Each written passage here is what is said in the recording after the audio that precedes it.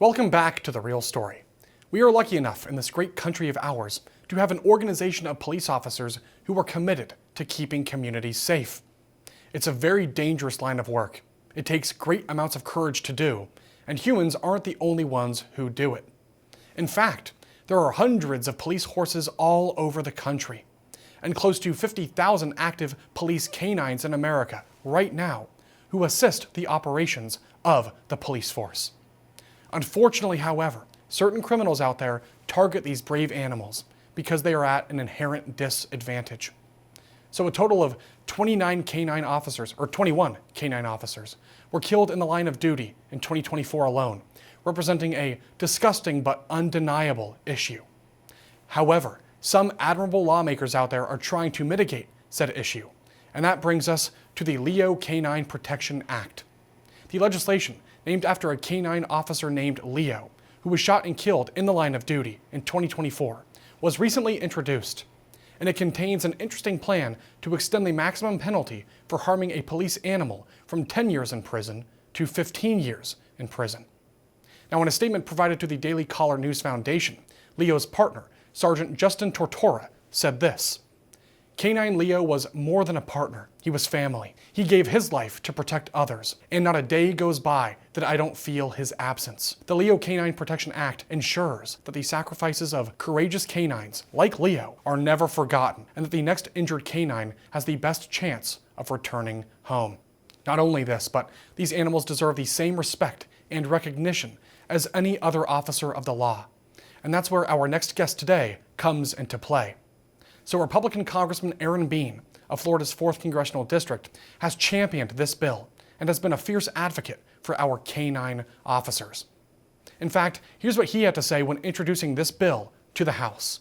When danger strikes, it's not just about boots on the ground, it's about paws in motion. Today, I rise in defense of those who cannot speak for themselves, but serve our nation with unmatched loyalty, discipline, and courage.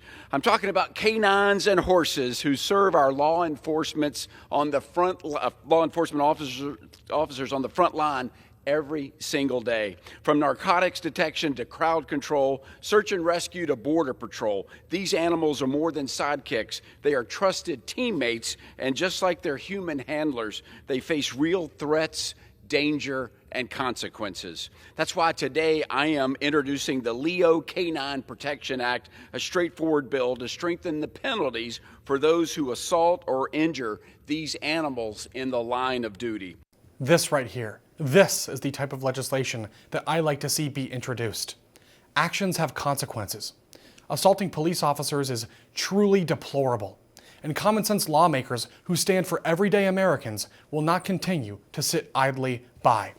So here with reaction is the man himself, Republican Congressman Aaron Bean, the U.S. representative of Florida's 4th Congressional District. Congressman Bean, it's been a long time and it's great to see you again, sir. And I just want to start by saying thank you for what you're doing. Raleigh, it's great to be back with you. Congratulations on your continued success with your show. It's wonderful. I'm getting choked up. You gave Justin, our Sergeant Tortola's testimony, his little comment on the loss of Leo.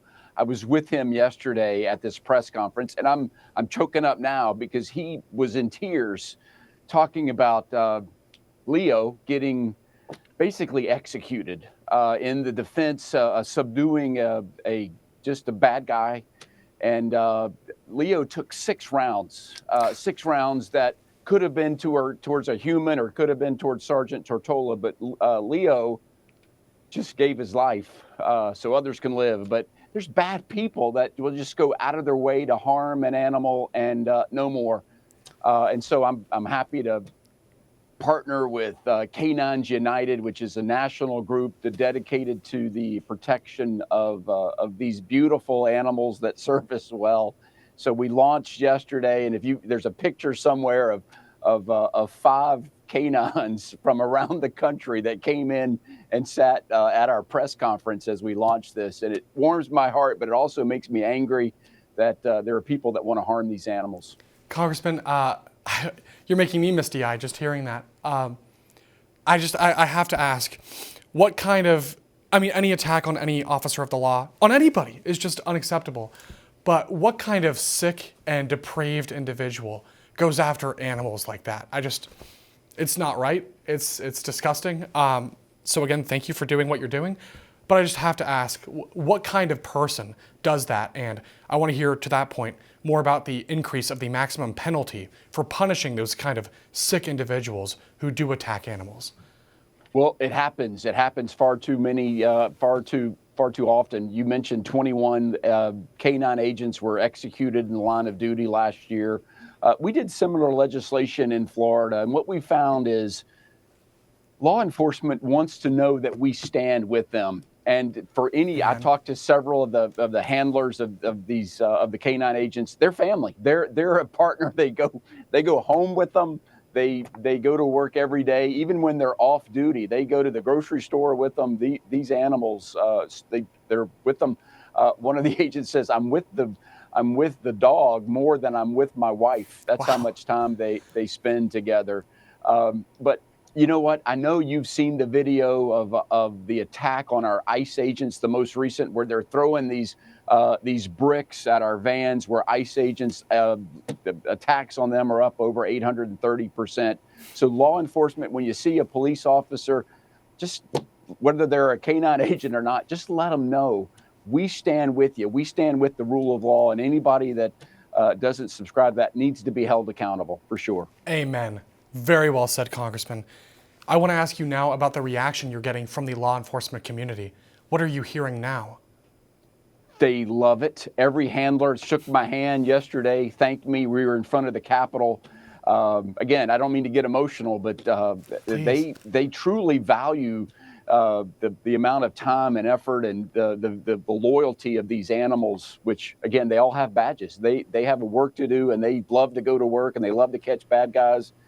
Buddy from the Washington, D.C. police, the police department, who is the only bloodhound in Washington, D.C., works a lot, and they track missing persons, they track suspects, and he lives to work. So to stand with them means a lot. Okay, well, unfortunately, we are coming up against a break. Congressman, just know, standing invitation, I'd love to have you back as soon as possible. I know you're very busy working on groundbreaking legislation just like this. So not to repeat myself too much, but truly just from the bottom of my heart and from all of us here at The Real Story, I want to say thank you for what you're doing, and thank you for highlighting this issue, sir. Riley, thank you for covering the story. We're just getting started, and I look forward to coming back next time. Let's go get them. Okay. Coming up next, House Republicans propose naming the Kennedy Center's Opera House after First Lady Melania Trump. And you can bet your bottom dollar that Democrats are losing their ever-loving minds over it. More details about it after the break.